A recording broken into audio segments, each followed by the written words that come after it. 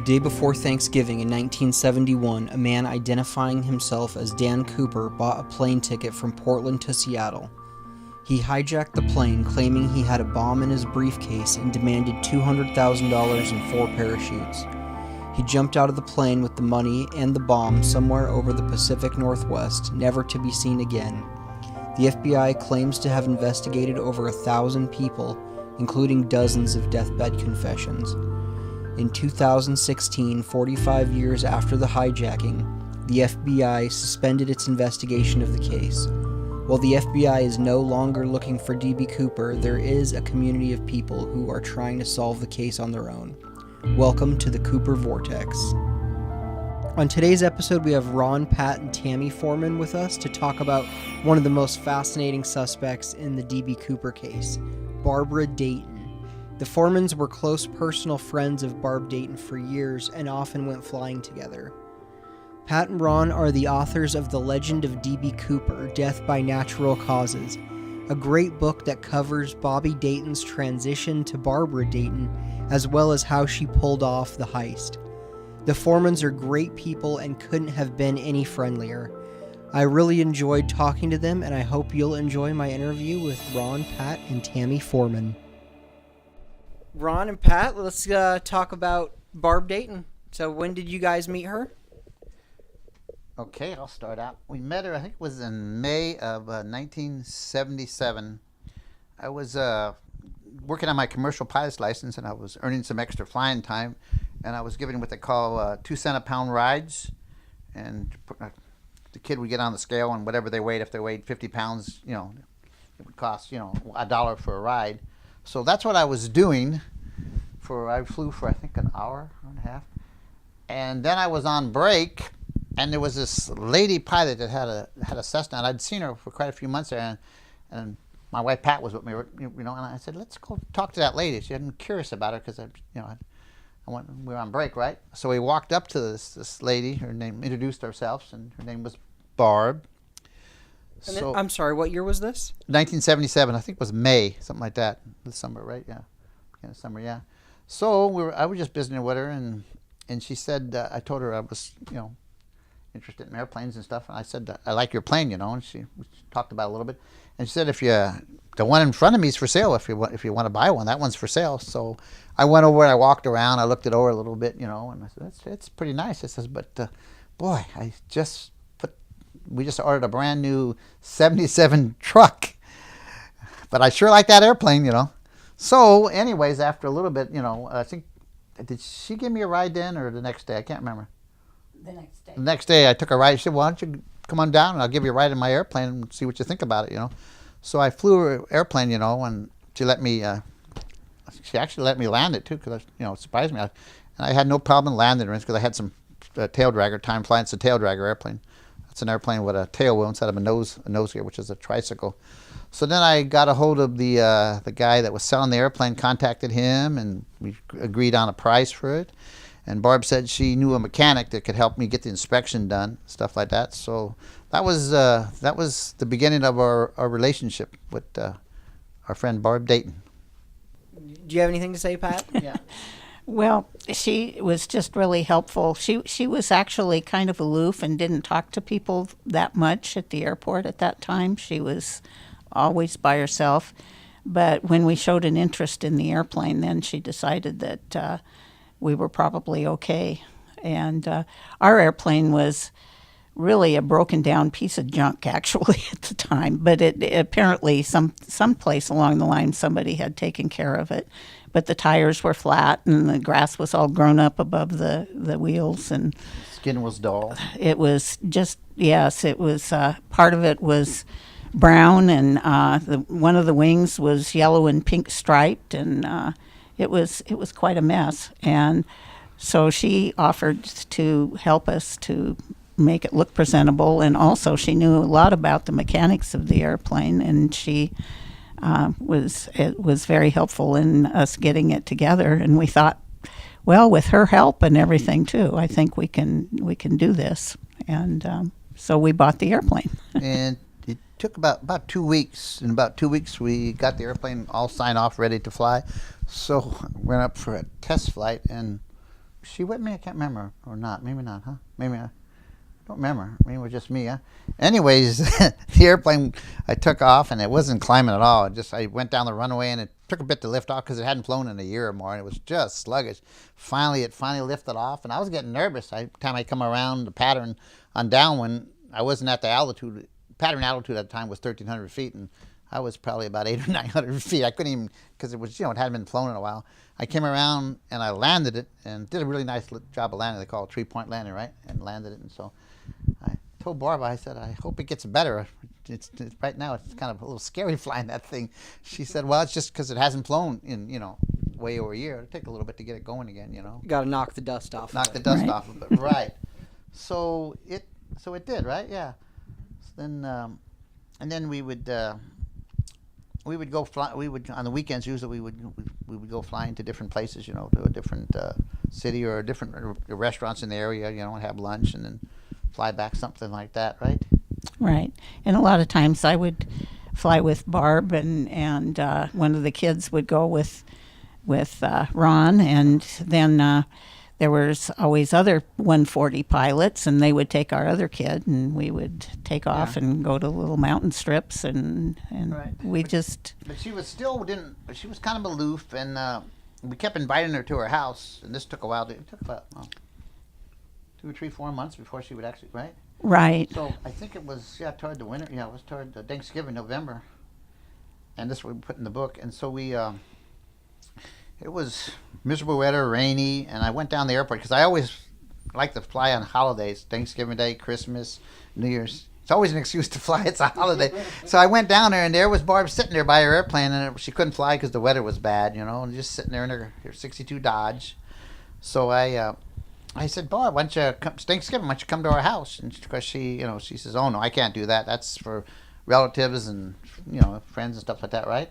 Right. So I said, no, really, it's fine. She said, no, I can't do it, So then I went home, and I had Pat prepare a meal for her, on a paper plate, I think, right? Right. Right? So, yep, he brought a meal out to her. So, Meal on Wheels. Probably the original Meal on Wheels, maybe, huh? So she was excited about it. She ate it, and that was fine. She still didn't want to come to our house. So along comes, pretty soon it's December, right? Christmas, right? Right. I drive to the airport Christmas, and of course the weather's bad as usual. It's usually pretty bad in Washington. You're from what, Idaho or something? Yeah, I live in Idaho right now, but I grew up in Winlock. Okay, so you know what the weather is. You know what the Seattle-Tacoma weather is like. So she's sitting there again, and I say, Barb, it's Christmas. Why don't you come to our house for dinner? No, I can't do that. I just don't do that. I'm not, So I went home and prepared another meal and brought it to her, and she enjoyed it. Still, and so I think it was the next weekend or something like that. Finally, whatever, right? Right. I think it was probably a week or two later, and we kept inviting her. Every Sunday. So she decided after 2 meals on wheels she would actually come to our house. So she did. And then after that, every Sunday after our flying, she would come to our house, and we would talk about the day's activities and eat dinner with us usually, right? Right. So that's kind of how we got to be, we got to be really good friends. Mm-hmm.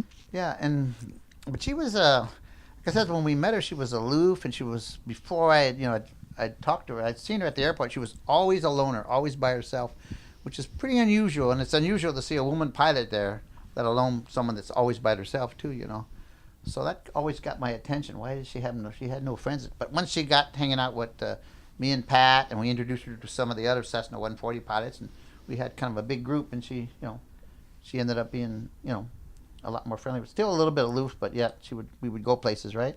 Right.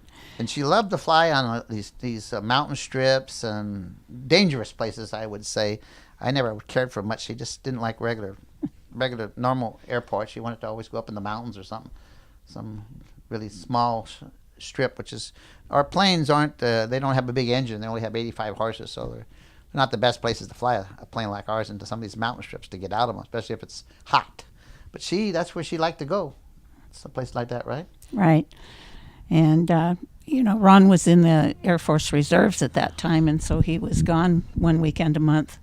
And our crummy-looking old airplane, it just looked really horrible.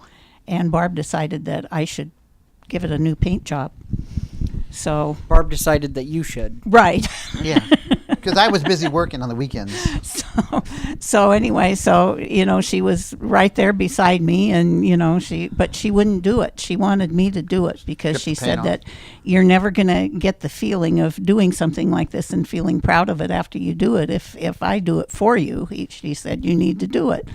So I just kept rubbing on that old aluminum until it's finally started to shine a little bit. And you stripped some of the paint that was on it. it? I stripped the paint. It had the brown cowling, and I just worked on that thing. And then I found a picture of an airplane that I wanted to copy the design off of. So I went out and, I put the masking tape around it so that I could get it all ready to paint, and painted it with spray cans. And all the time, she was there giving me encouragement, but she just had such a crazy sense of humor. She just, though half of the time when I was out there, I would be lying on the ground laughing so hard I couldn't get up. I mean, it was, she was just an amazing person to know, and we became such close friends. I'll just always miss her. Yeah, but there was something about her. I didn't know what it was, but a lot of times I would watch her doing stuff. Or one time, I think it's in the book too, she was doing a brake job on her 62. So I pulled up, let me help you with that, Barb. I'm a automotive mechanic / aircraft mechanic. So I took over and I was putting a spring on the brake drums and having a little trouble getting it hooked on. And I looked over my shoulder and I saw that she had that look like she knew more about the job than I did, which we found out after she died. We got all the diaries and the records, and she worked at 3 or 4 different Ford dealerships as an auto mechanic. But I knew at the time there was something. The way she was watching me do that, like she knew more about the job than I did. And there were a lot of different things like that job she would be doing. One time I caught her, she was pulling her prop off, and I'm looking at it, and she only had like a small, I think 8-inch crescent wrench, and I think it's 1/2-inch nuts holding the prop on. And I was watching her. She just took it off and lifted it, and it's about, I think, 75 pounds, 60, 75 pounds. She lifted off that prop like it was, light, nothing, So I figured, well, she's just a strong lady, I guess, That nothing occurred to me, yeah. And what else? There was different things, right? Well, were there any other single women hanging out with their own planes then? No, she was it. She was the only. There was unusual at that time. Very unusual, and there was another lady at a different airport, but she had lots of friends, and her husband was a pilot, stuff like that. But she was the only one. But anyway, so every weekend we would usually fly both Saturday and Sundays, and we always went to different airports and had just every weekend. She would circle my house in the morning, and we called it the Call of the Wild. She would circle right over my house, and I said, "Oh, that's Barb. She must have that was her sign. Get to the airport. We got to go flying." Yeah, and these planes were, they were pretty economical to fly. They burnt 5 gallons an hour, her 140 and mine. So at the time, it was about $4 an hour to fly it, which is pretty good. Price of a mocha now, but Yeah. So fuel was 56 cents a gallon back then. So we flew a lot, literally every weekend. And then do you remember what you guys paid for your plane? Yes, I paid $4,500. She paid $4,000 for hers. Yeah, exactly what it. Yep. And at the time, we had a partner, a friend of ours. We were going to go half and half, but he was kind of a big guy. His name was Carl. So after one flight, and he decided he didn't want to go half and half. So I ended up buying the whole, paying for the whole airplane. And I paid for it I was in Air Force Reserve, so I didn't take my regular paycheck. It was my reserve money. That's how I paid for it, to pay for the airplane. So, because I had just bought a truck and I was making payments on that too. So, yeah. And what was your day job during the time? I was an aircraft mechanic at McCord Air Force Base. Okay. So, which comes in really handy for working on an airplane. I'm a mechanic, and they have access to bolts, nuts, screws, safety wire, and stuff I need. For the airplane, maybe you right? shouldn't talk about that. Oh, maybe we shouldn't talk about that. Well, you pay taxes, so yeah. But in my hangar, sometimes I walk in and it'll come to attention, my hangar, with all my parts and stuff like that. So, but it was, it was a cheap way to fly back then. We didn't. I was the only one working at the time, right? Yeah, you weren't working. Right. I was a stay-at-home mom. Yeah, stuff like that. So, And then there was the other trip we talked about in the book.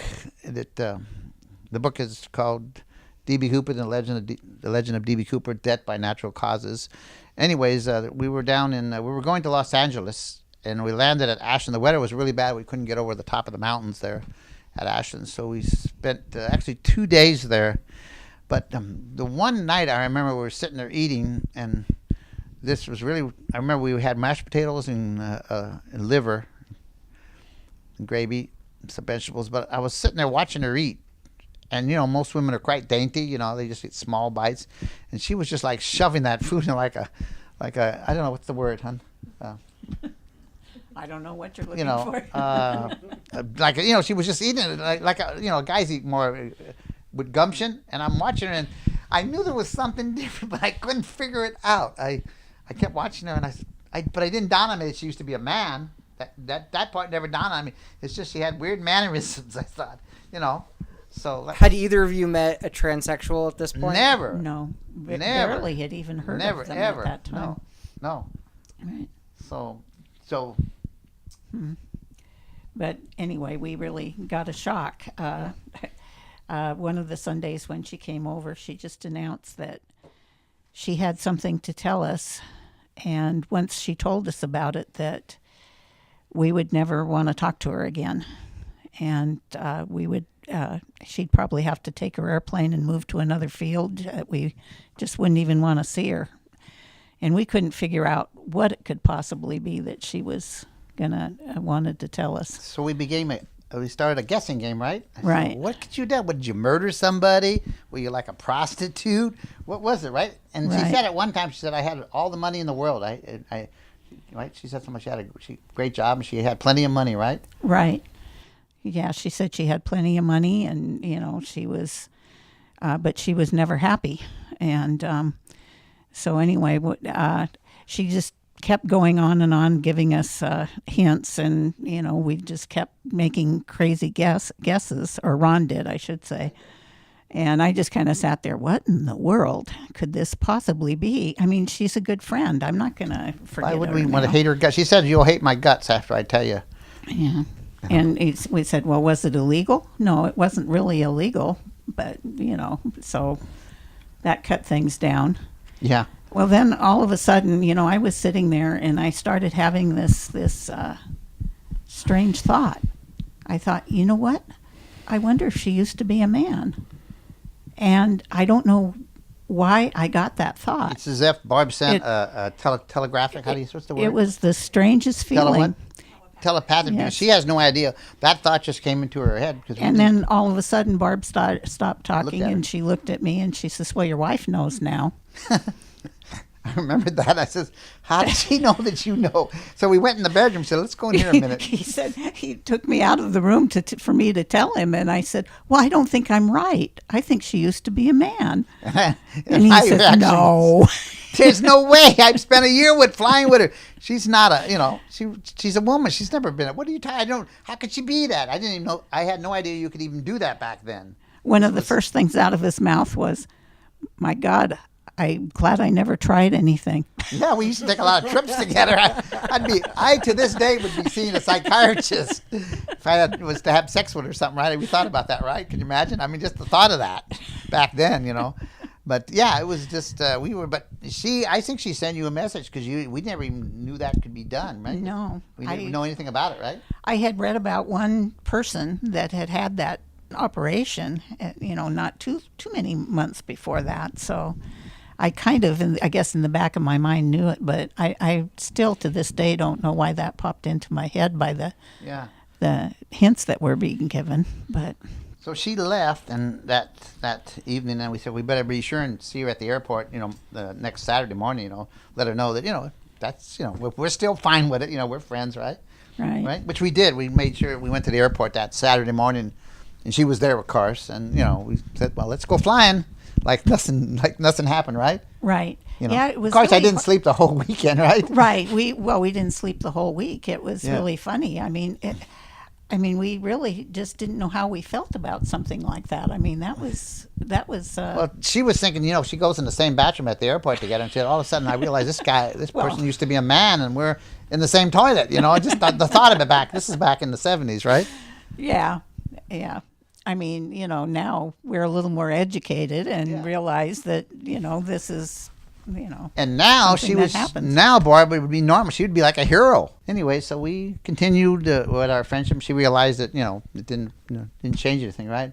After about a week of not sleeping, we just figured, okay, she's used to be a man, and then she had a lot of more stories, and then that explained a lot of the different things she was doing and stuff. She knew her knowledge about mechanics and everything. We understood more then, because then she could tell us a lot more of her stories, which she used to do, right? Right. Yeah. Which she did, right? Yeah. Then every weekend she would, come and give us more stories of things from her past. And one day she was showing us how she knew karate, and she was leaping all over the living room, doing all kinds of weird stunts. She did one-handed push-ups, picking up a matchstick out of between their fingers, and she was in her 50s at this point. Yes, yes, and we were like 30, I think. Yeah, right. She was about 55, I believe. Yeah, but so she had every weekend. It was great to hear her stories, and these things were unbelievable stories.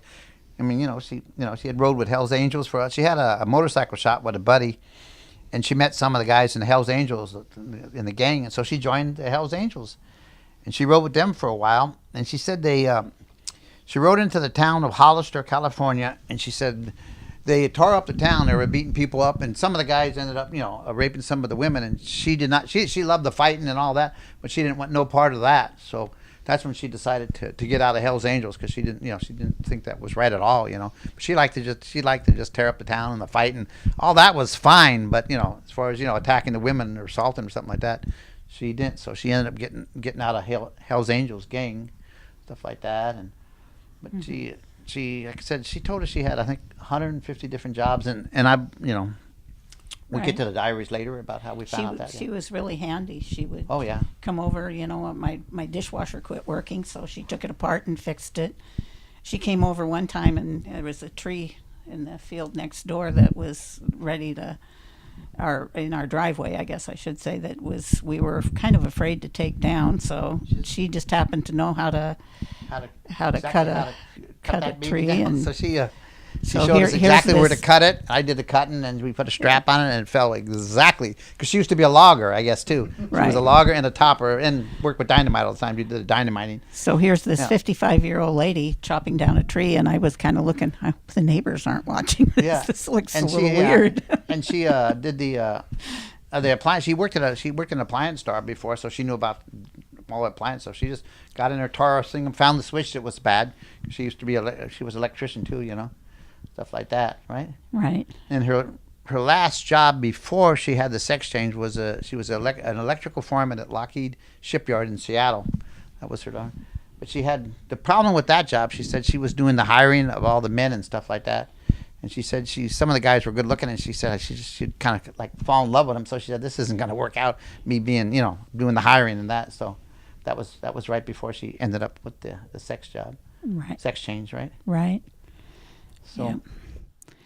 So anyway, then wasn't too long after that every time the pilots would go flying and they'd go to lunch or something, the big topic of conversation was always D.B. Cooper, if anything had originally been in the news. And Ron, you can tell about that you were at lunch. We just read an article about D.B. Cooper. I don't know if it was around the anniversary time or what, but we were talking about it, and she would always stick up for D.B. Cooper, which was strange. She would say, the FBI, they don't know what they're talking about. They're saying he's just a common criminal. And she would actually get angry if I said anything about D.B. Cooper. And I thought, well, that's kind of strange. And so we were just discussing it. There was another couple. We were at a place called Shelton. We flew down there for lunch. And we were just sitting there, and all of a sudden I decided to make a funny. I said, you know what? Mark was his name. I said, you know what? I think Barb's D.B. Cooper. And Jesus Christ, all of a sudden she gave me the dirtiest look, just stared at me, didn't say a word then, just stared at me. and tried to change the subject, right? So then we were walking across the highway from Shelton to get to our planes, and on the way back, she just said, "Don't ever bring that up in front of anybody." I says, well, "What's the matter, Barb? I'm just shitting you, I'm not, just kidding you, Barb." She says, don't mention that." And I thought, well, that's really strange. So I think it was a few weeks after that she came to our house, and I couldn't keep quiet like I am now, right? So I had the picture of the D.B. Cooper, the sketch that the flight attendant had sketched, from the FBI. So she came over, and I think our other couple were there too, right? Right. We had Mark and Sherry. So I brought it up again. I said, so I forget how I brought it up about. Right. And once again, she started just ranting and raving about how the newspaper article was all wrong, that they didn't know what they were talking about. And then she started giving all these details of about the jump and that the jump wasn't even where they thought it was. And, she was going on, and she was just getting really worked up. And then finally, we were all just sitting there with our mouths open. I mean, it was kind of like, how do you get into a conversation like that? This is weird. And so then she noticed that we were all just sitting there, and she said, well, Ron guessed it a couple weeks ago there in Shelton. I am D.B. Cooper. She said, I am Dan Cooper. And anyway, we didn't know who Dan Cooper was at that point, but it came out later that the DB was a mistake, and that Dan she was. said that it was Dan. It wasn't DB. Right. And so we said, okay, I have a picture of DB Cooper. Let me comb you back, right? So I combed her hair to the side, and I put on sunglasses I had, and we took a picture of what the old Instamatic cameras, you have to wait for them to develop. We're all at the kitchen table, right? We're watching, and pretty soon it developed, and it was a match. I mean, there was no doubt. I mean, it was that, and she was thinner then. Her face, now, she had gained. We known her a while, quite a few years. But I said, my God, what do we? I think she really is Stevie Cooper. So, yeah, and she didn't. I think, and our friend Sherry, she was panicking. She just was young. We're all going to jail now. Look, what do we do with it? We know a felon, and she was panicking. So I think they went home right after that, and I think Barb left, right? Right. Right. She left after that, right? Well, our kids at that point in time were 12 and 10, and I looked up, and they were peeking around the corner here, watching what was going on. And so anyway, Sherry was about 17 at the time, and it just freaked her out so bad that she just grabbed the picture, and she ran into the living room with it, and the kids followed her, and before we could do anything about it, she tore it into little pieces. She was just screaming, "We're all going to go to jail. We're all going to go to jail." Did you have to tell your kids not to talk about this at school or anything? Yes, we did. And of course, at that age, you're kind of thinking, I don't think that's going to work. Yeah, we said we can't tell anybody this. We can't tell anybody this story. Yeah. Right. Right. So anyway, but so after, and then the next probably 3 or 4 different weekends, she would come over and she would give us a little bit of the story, the entire what she did, the jump, how it was, what altitude she jumped at. She free fell from to 9,000 feet, pop a chute at 1,000, and then she was giving us details of where with the jump site where it was located, and she made it kind of like a game, right? She wouldn't tell us exactly where it is. She'd say it's at a 45-degree angle from Aurora Airport, right? And something like that, and it was kind of a game she was playing too, right, to figure it out, right? Mm-hmm. And she talked about the dynamite, and she said she called it, I think the flight attendant said it was 8 sticks, and she called it a 2-pound charge, and I think we looked it up, and that would be 8 sticks when they call it would be a 2-pound dynamite charge, and stuff like that. Yes. And go ahead. And she had in the past already told us that she worked with dynamite. Dynamite is a logger, and also on the ranch down in right. So she knew all about it. Yeah. And she said that she used a staple remover as a switch. Yeah. She was saying, guess what I used for a switch? And she was an electrician, too.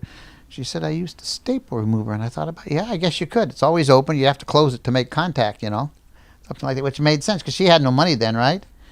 And right. she said she dyed her hair with black shoe polish, which would make it very shiny. But right? Yeah.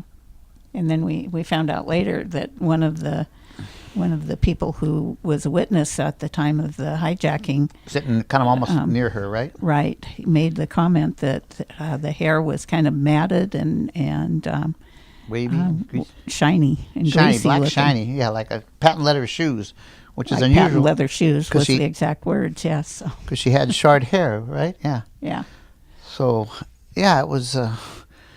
So we would, if she told us this stuff, we would just listen. We didn't want to take notes in front of her. So as soon as she leave, we'd have to try to remember what she said, and we wrote it down. Is what we did, right? Stuff like Right. that, right? But you guys believed her right away. I Right did. away. Well, I was a little. She's a computer IT and analyst and software designer and all that. So she's harder to prove, right? right. I was a little more skeptical. I thought this can't be All these, she's had too many. These stories were just crazy stories, right? right. I mean, a guerrilla fighter in the Philippines during World War II. She got lost on a pig hunt, and she joined the Moro tribe that were fighting the Japanese. It was right in 1945 at the end of the war. I mean, Right. come on, you're a guerrilla fighter? I mean, she's just like, when we met her, she was like an older lady to us, right? Right. How could you have been a guerrilla fighter, right? So some of them, I thought they were so crazy. I thought, no, that can't be true. Can't be true, right? Yeah.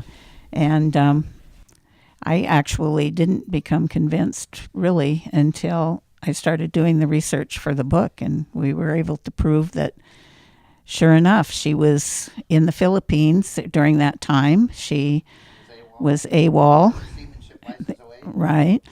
And, everything just started little by little just falling into place. It was probably a month or two after told us she admitted she was D.B. Cooper. She came one day and she said, that whole D.B. Cooper story, I made it up completely. Don't believe any of it, And by this time, I was 100% sure she was D.B. Cooper, and then she came up with that. And we didn't know about the statute of limitations or any of that stuff. She never explained why she changed her mind, right? Right. So after that, you couldn't get her to talk about it.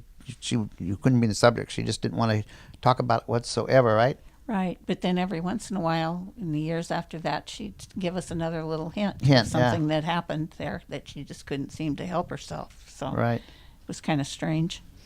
But And one of the hints was when she said about giving you, she had something she was going to give you, right? well, yeah, she always said that there was something that she would give me because, and I'd never want for anything the rest of my life because I was always doing things for other people. And And she says, when I give you said- this, you'll want for nothing the rest of your life.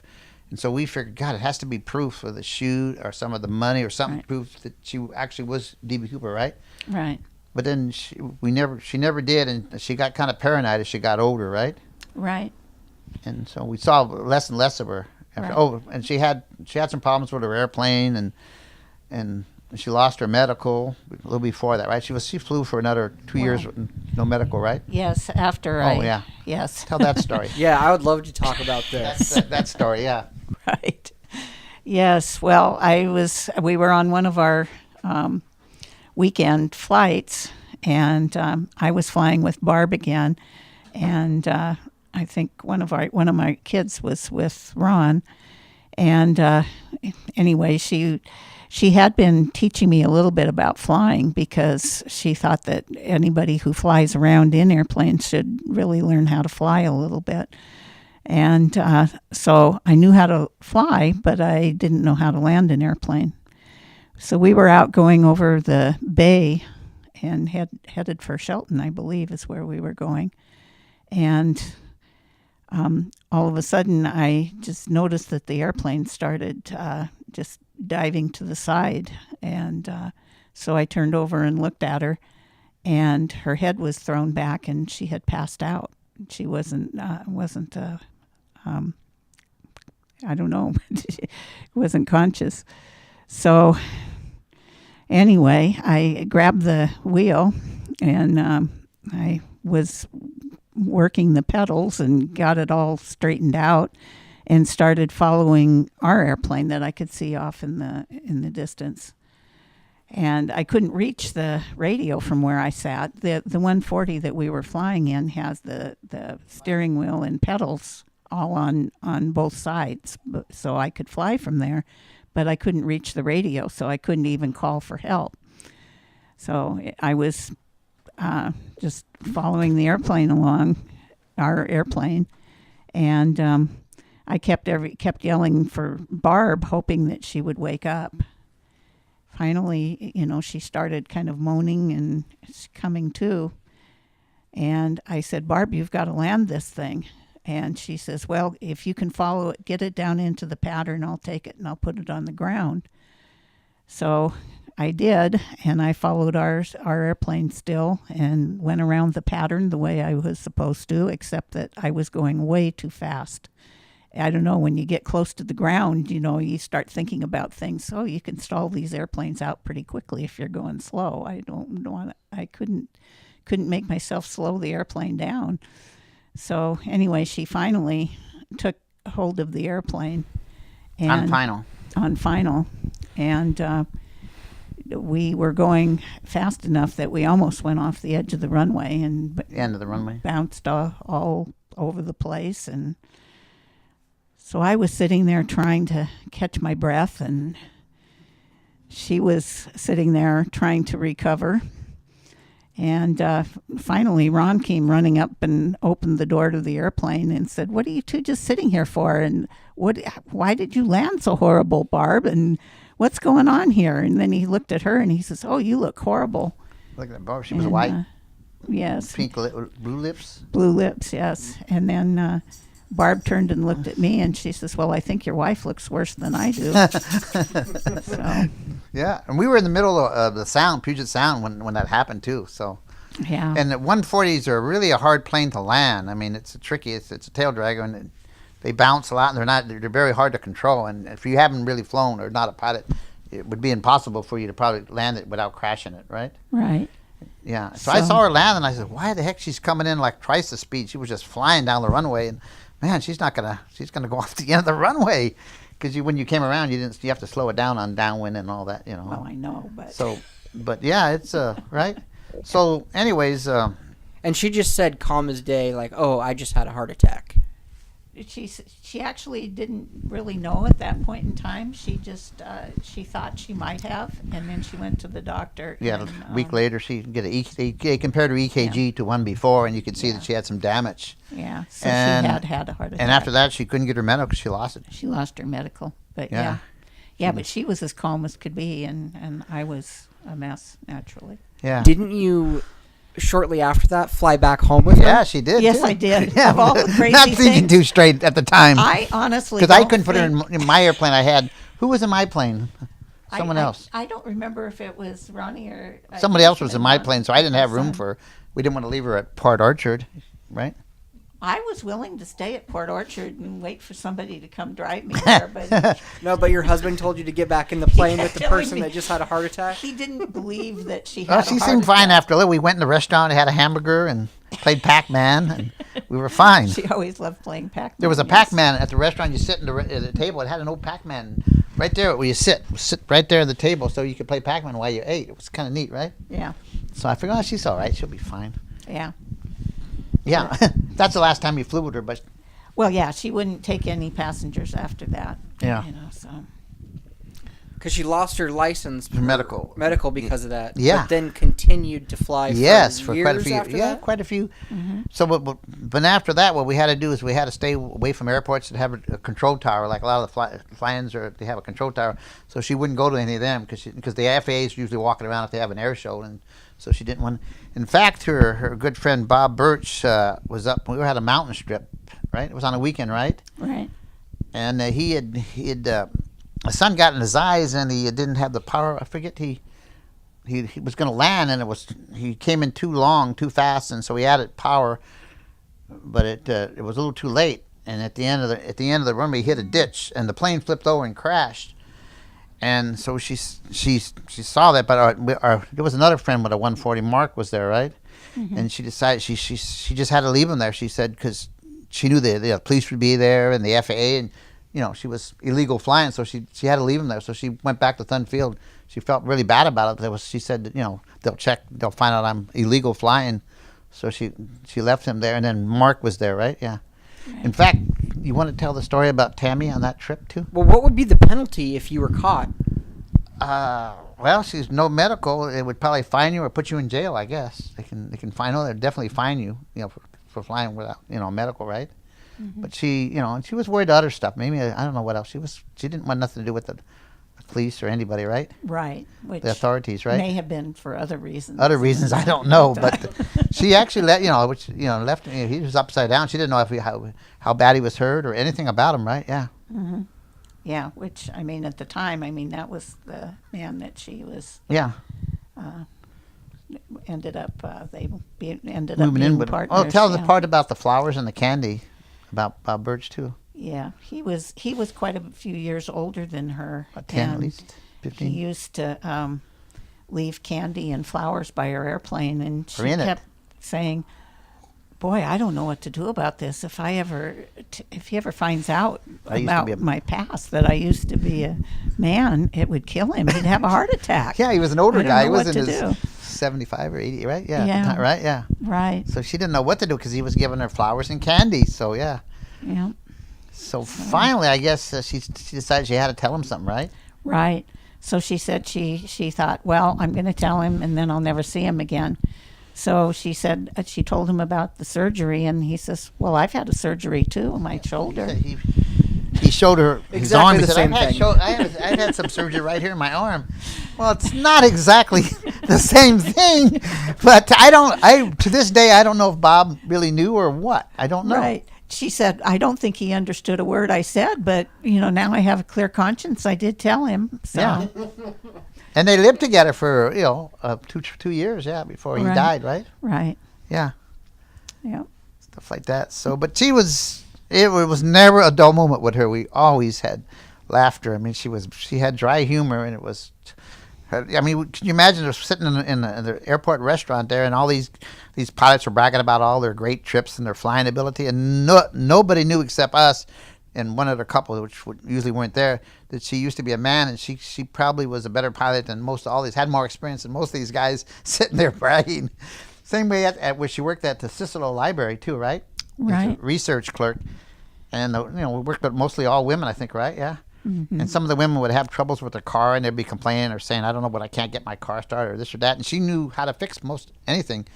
And so she kind of would have to say, well, I think it could be this problem, that, right? Right. She was funny about that. She didn't really don't want to tell them that, she used to be an auto mechanic, right? Yeah. Stuff like that. She used to tell us all kinds of stories about her work at the library, too. She said that she had a co-worker that she nicknamed Betty Boop, that she said she just wouldn't get out of her chair. And so somebody would come and ring the bell, and she'd be right next to the counter, but, Barb was sitting way in the back, and they'd stand there and keep ringing for service. So Barb would actually jump up on the desks and climb over her desk, climb over the top of them, jump from desk to desk, and go to the counter to wait on somebody. Yeah.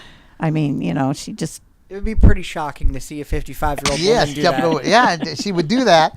And then what was that one actor? What was George his name? C. Scott. George C. Scott she said that he was there one time, and he wanted to check out some book about something on history, right? Right. So she knew who he was, So she said, well, let me see your library card. And he said, I don't have a library card. She says, well, I got to have some kind of ID. I can't just give you a book. So he took his wallet out. He took every identification he could find in his wallet. And she's looking at it, and she's still giving him a bad time, right? Right. And so the supervisor heard what was going on. So she said, excuse me. She says, I'll take care of this, But I really think she wasn't going to let him check out a book. She didn't care if he was a movie star, an actor, right? Yeah. But there was just lots of stories about the library where she used to work, right, all the time. Right. Yeah. She was just a character. Yeah. And then when she was retiring, they told her to write down which she does, because her boss never really knew, I guess he said. So she wrote it on a paper towel, which she does, right? Something like that. Right. She said, I don't do anything here. Yeah. So, well, no, I need to know what you're doing, so we're going to have to replace you, and I forget what she told him, right? Yeah, she just kept telling him that you don't need to replace me. I never did anything. Yeah. And so they had a computer system. They used to have, what was the Dewey system, the cards, right? Yeah, the Dewey Decimal System. System. And then they modernized, her last few years there, and so they're going to computers, right? Mm-hmm. And so her boss wanted her to learn how to work the computers, right? right? Yes, and she didn't want any part of the computers. So she said, "I'll tell you what. I can find anybody who wants a book quicker than that computer can do it, right? I can find it," because she was very sharp, right? Mm-hmm. So they did some kind of test, right? Someone come Right. and name something to find, right? Right. And she could beat the computer. She knew exactly where the book was at. Right. Find it very, within seconds, right? Yep. So the guy said, "Okay, you don't have to use it. I guess forget it. You don't have to go to computer school." So her last year or two, she just did it the old way, right? Right. But she didn't have much interest in reading.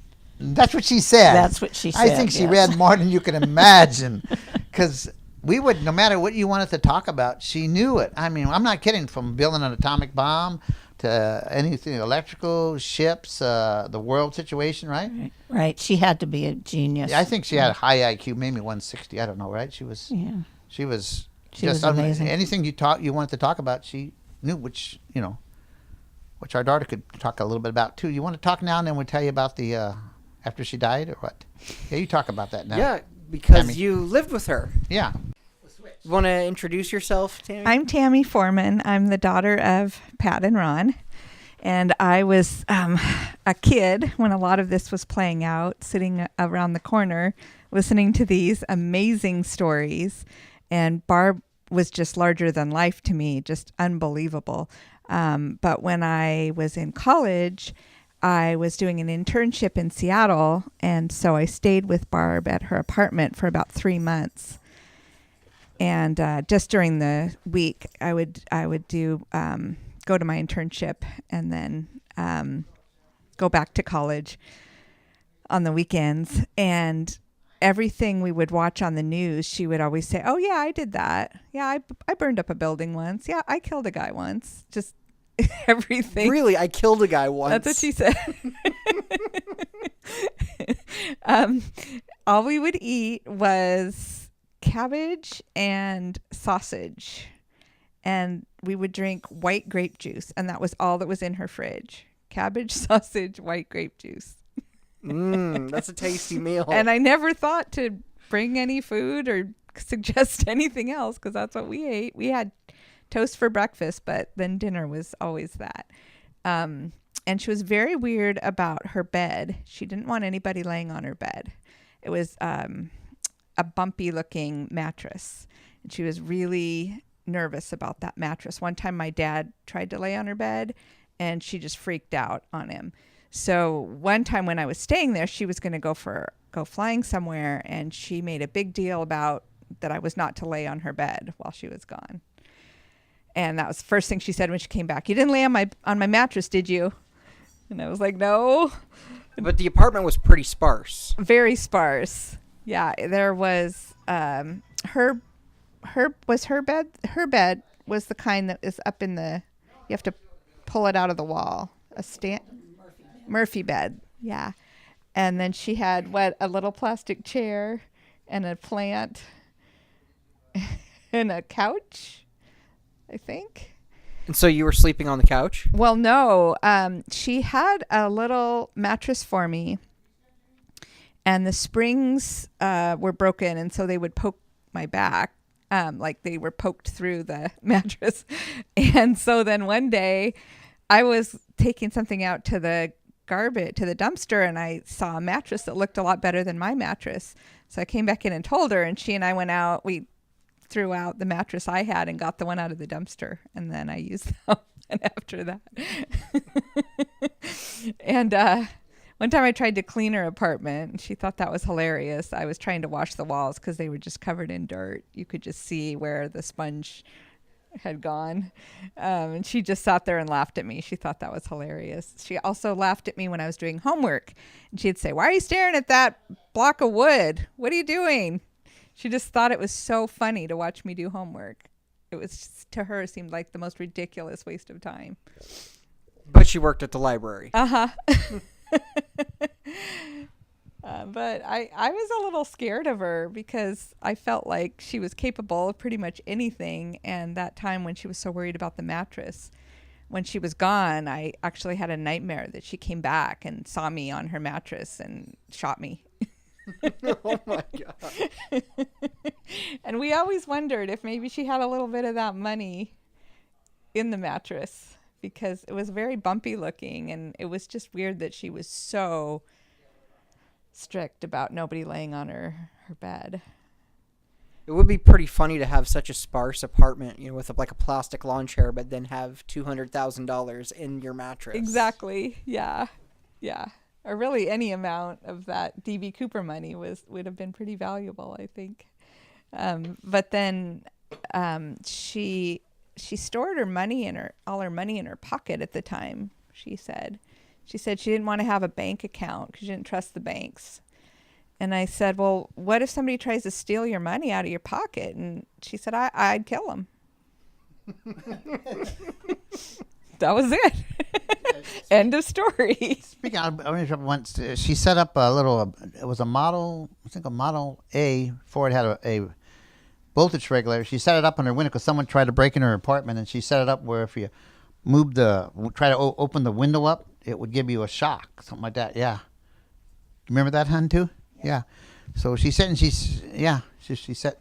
So she set that up. She was because she was quite the electrician. So I think it was a Model A. I think it was a voltage regulator. I think that's what it was, right? Something like that. She said it, something like that. But she was very sharp about certain things, right? Yeah. How long did she live in that apartment? Quite a few years, I think, right? Yeah. She was really proud of that plant because she never watered it. But it somehow survived. And didn't you move the plant for her and ruin it? We killed it. Yeah. We drove it from Seattle to Puyallup, and it was in the back of the truck, and I think the trip was too much for it. How much did she spend decorating that apartment, furnishing? $15 or $20. She was really proud that Yeah. she had furnished everything for $15 or Yeah. $20. Goodwill. And she bought all her clothes at the Goodwill. That's where she shopped, Yeah. And she had, remember the TV, that little tiny, I think a 6-inch TV or something like that, little tiny Yeah. small TV, Yeah. something like that, We right? would watch that every night. Watch the news. And then when you watch different stuff, she would tell you, oh, I did that, right? Yep. It'd be a house, somebody burned a house down, right? She says, Mm-hmm. oh, I've done that, or you name it, right? Yeah. Yeah. I didn't want to mess with her. No. What about the homework? Remember that? When she used I to laugh? told about that. Yeah, she'd laugh at you doing homework. Why wasting time doing homework, right? Mm-hmm. Stuff like that. Yeah. What were you studying in school? I studied communications, and I was working at an ad agency in Seattle at the time. So I was just doing my homework and working for my internship. And hanging out with D.B. Cooper? That's And right. hanging out with D.B. Cooper. Yeah, that's all right. Did you ever bring that up? No, I felt like she wouldn't want to talk to me about it because I always just heard from around the corner for the few months she was talking about it, and after that she wouldn't talk to anybody about it. So I didn't feel like I could bring that up. How old were you when you heard that? 12? 12, probably. About 12? And was it hard to keep that to yourself? Yes, very hard. Very hard. I think I did. I can't think of anyone I told, did I?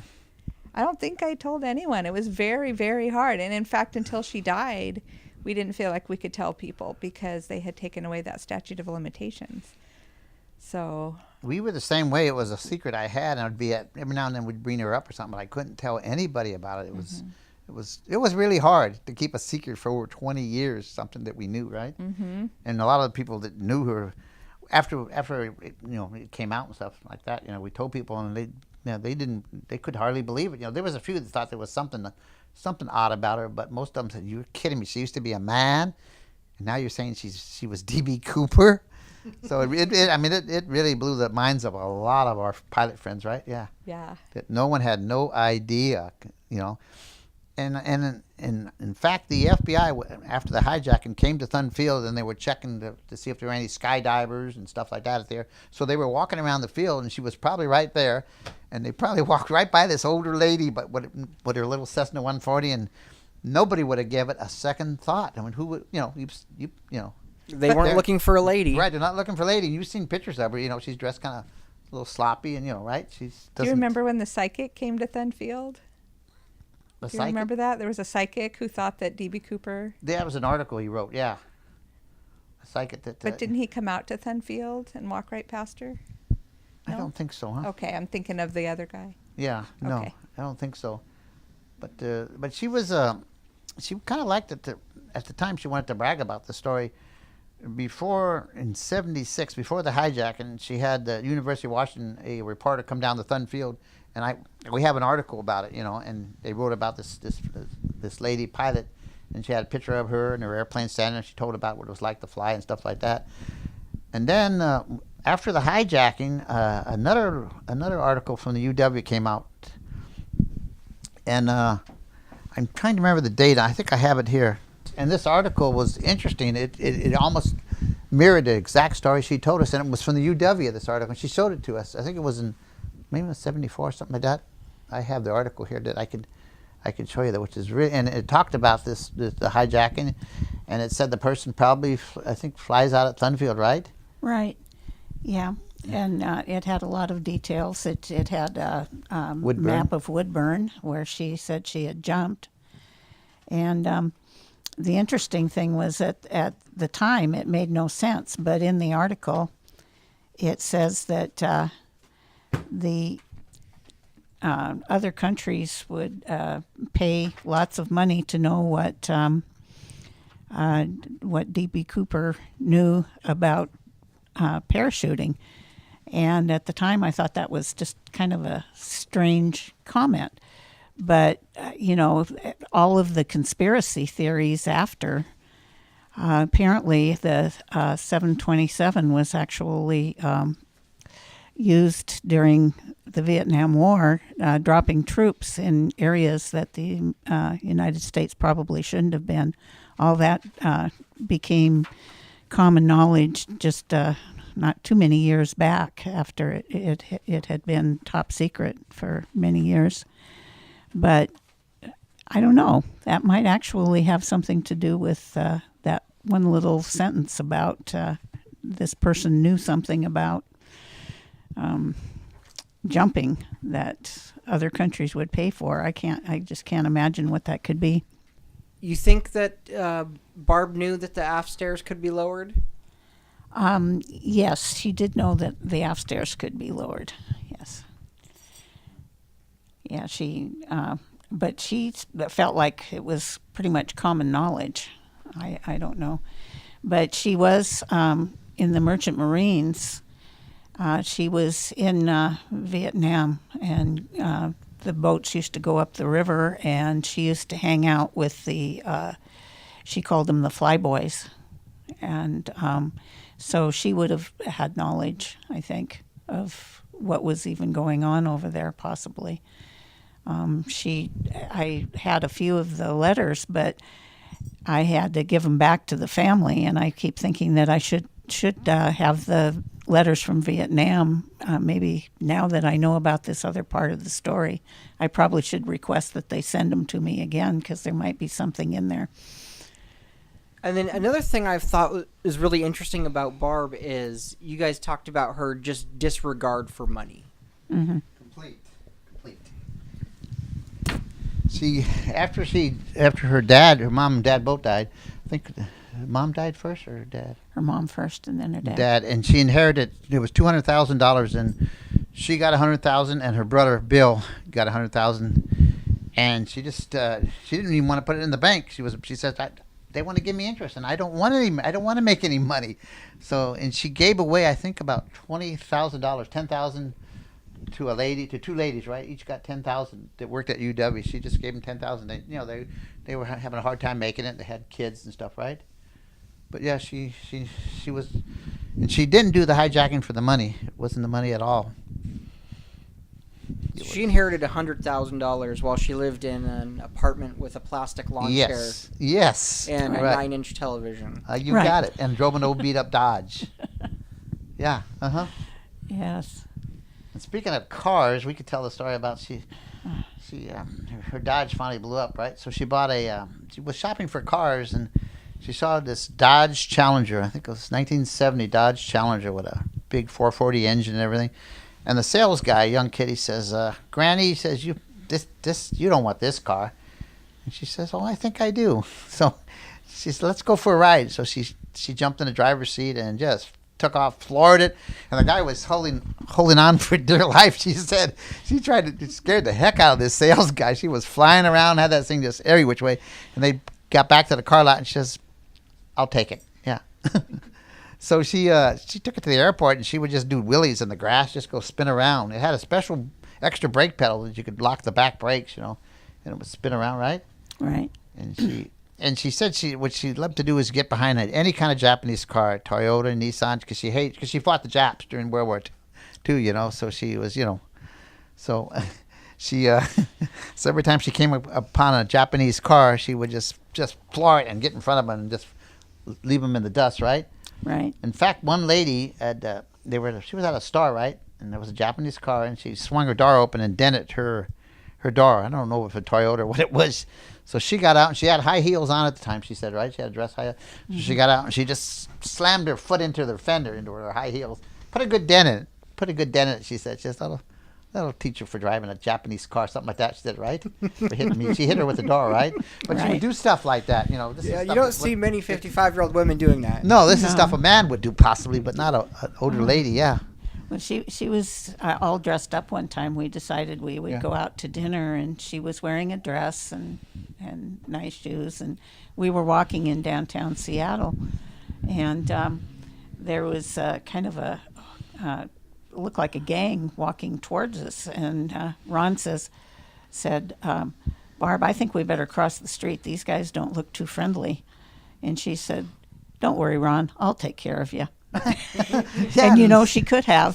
She had a black belt. She probably could have. So. And you were 20 years younger than her. Yes, at least, yeah. At least. Maybe more of that. Yeah, at least 20, yeah. But yeah, she was fun. She just kind of chuckled. Don't worry about it. I can take care of it. I'll take care of you, Ron. Yeah, she was very, I said she was humorous to hang out with, right? Yes. She was just, Yeah. Oh, and speaking of driving, one time we were flying to Seattle for your anniversary or something, right? I don't remember what it was. Birthday or something, right? Right. There was a restaurant at Boeing Field, so we flew over there and we had dinner, and then we took off. We were heading back, and then the weather got really bad. Pretty soon we couldn't get the clouds moved in, and the ceiling dropped down to about 600-800 feet. I called the McCord Air Force Base to check the weather, and they said it was IFR down to 600 foot. So I did a 180, and we went back to Boeing Field, and I landed. And by this time it was like 1 o'clock or something. So I called Barb up, and I said, "Hey, Barb," I said, we're stuck at Boeing Field. We went out for dinner, and I can't fly the plane back. Can you give us a ride back to Puyallup? And she said, "Sure." So she picks us up at Boeing Field. We get in that 70 Dodge Challenger, and there's a tunnel in Seattle that you got to go through near the Space Needle. And we started out at 35. We came out of the tunnel at over 100 miles an hour, I think 110. It was 2 in the morning, right? And I said, "What are you doing, Barb?" She says, "Well, I'm kind of low on fuel. We got to get to the gas station right away," she said. I said, "Barb, that, you use more gas when you floor it like that." But that was when we had gas shortages, right? Right. And so she said, "No, I got to get some gas here." So, but she would do stuff like that. I mean, she could scare the hell out of a person, going through a tunnel over 100 miles an hour coming out of that tunnel. Yeah, I forget what the name of that tunnel was. Can't remember that. But she was, when you hung out with her, it was absolutely never a dull moment, right? Laughter every weekend. We just roll around the grass laughing at stuff she say or do, right? Right. Yeah. So she loved that Challenger, but then it ended up getting stolen, and somebody set it on fire when they were through with it, and it was totally ruined. So she said that she didn't want a car that she would fall in love with anymore, so she bought a Chevy 2 or whatever they were, Nova. Horrible thing. Horrible little car. Piece of junk. And I went out one day, and she said the heater didn't work, and so she came out and she took the heater out, and she was just kicking it around the airport. She knocked it out, came out of the door, and she just started kicking it. She hated. She absolutely hated this. It was a Chevy Nova, and it was a 6-cylinder, gutless car, and she hated every. Yeah, and she just hated that car for the whole time she had it. She was funny. In fact, when she was working on it, remember, before her sleeve was showing, you could see all her tattoos. And I said, "Barb, your tattoos are showing." She was so mad she didn't even care. She finally got the heater car. It's underneath the dash, and she just got it and threw it out and just started kicking it all the way, quite a ways down. She was so mad at the stupid car. Yeah. So she didn't keep that too long before she got another Dodge, I think, right? Yeah. Yeah. Something like that. But like I say, it was always entertaining with Barb, right? Right. After her friend Bob Birch died, within 4 hours, and she told her she was going to do that when he died. She says, I'm going to be out of here. She was, within 4 hours, she was gone, and she didn't tell anybody where she was going, anything. So, we never heard from her. It had been, I think, about 2 years, right? Year and a half, 2 years. And we were at a flying air show, and one of her friends was the Grubers, their name were Grubers. And evidently she was still in contact with them. So I was talking to her about it or something. I don't know. We mentioned Barb. Oh yeah, she's living down in Nevada, but they wouldn't tell us where she was living. She said she doesn't want us to tell anybody where she's living. But at least I knew, or that's right. She was down in Nevada, but she had died. That's right. Yeah, she moved down to Nevada and she had died. Right. Yeah. No, because remember you went and visited her. Oh, that's right. I'm getting ahead of it. That's right. Yeah, don't forget it. Okay, we better back up a little bit. So, anyways, so then go ahead and start how you found her with the census and all that. Found Barb. Well, that came later too. Anyway, yeah. Oh, that's right. Later. Yeah, Barb disappeared, and so I went on the internet and I searched around, and I found that she was outside of Carson City, Nevada, in a little place called Wellington. Do you remember what year this was? It had to be 2000, around 2000. Around 2000. So anyway, so Ron decided that he would go visit her, but he wasn't going to announce that he was coming ahead of time because she probably wouldn't want to see him. So he just flew down there and he called her. I was down in Reno when I called her. Yeah. I got her. We had a number, so I called her and she answered. I said, "Crank up," and she knew it was me because we didn't say hello. We always said "crank up," which means let's go flying, right? Yeah. Right. And so anyway, it sounded like she was really disgusted that he found her. How did you find me, type of a thing. And then, well, since you're here, you might as well come out. Yeah. So I told her exactly how did we locate her through the census, right? No, that was the census was okay, when we had her we tried to Security find number. her brother after she passed Okay, that's away. right. Yeah. So, anyways, yeah.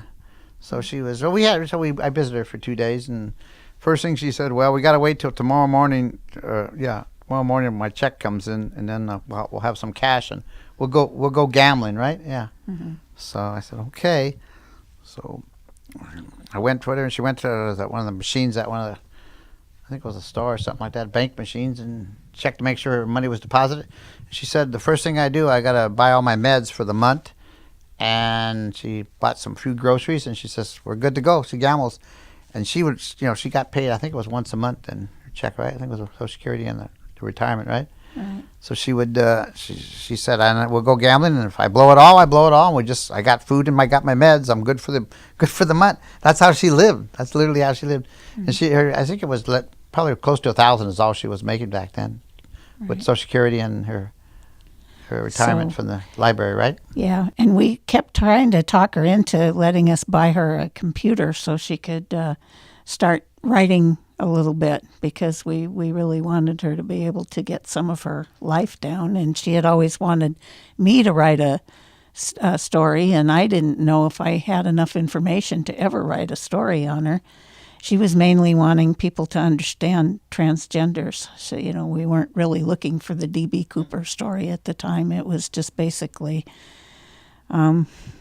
people just didn't understand transgenders back then. And she wanted people to know that it really wasn't a choice for some people, that it's something that is so strong that they're born with, that she had to do what she did, or she would kill herself. She couldn't live the way she was in the wrong body. And so anyway, he couldn't talk her into it, and that's when you met her friend, one friend that she had down there, right, that had. Anyway, then he came back, and he was planning on going back down and just bringing her a computer, whether she wanted one or not, that maybe we could just get her started. And then we had other things come up at home and everything. So about 2 years later, we ran into some friends of hers that did still keep in touch with her, and they told us that she had passed away. So I went and looked up the county records, and I managed to get the death certificate and everything, and so then we knew that she was gone. And I started feeling really bad because I had promised her that I was going to help her write this story, and now she was gone. And I thought, I really want to try to write it. So, but I definitely needed more information that I had. So I got on the internet, and I knew that she had been lived in Florida when she was born. And so I looked at the 1930 census in Florida, and I got her brother's first name. And I knew that he was living down in near a valley in Long Beach. Well, at that time he wasn't. Yeah, census was in Long Beach. That's where they were all living down there, remember? Right, but okay, yeah. Anyway, I got his name, and then I looked him up on the internet, and I found two people named William Dayton near the area where I knew he was living, and I sent letters to both of them.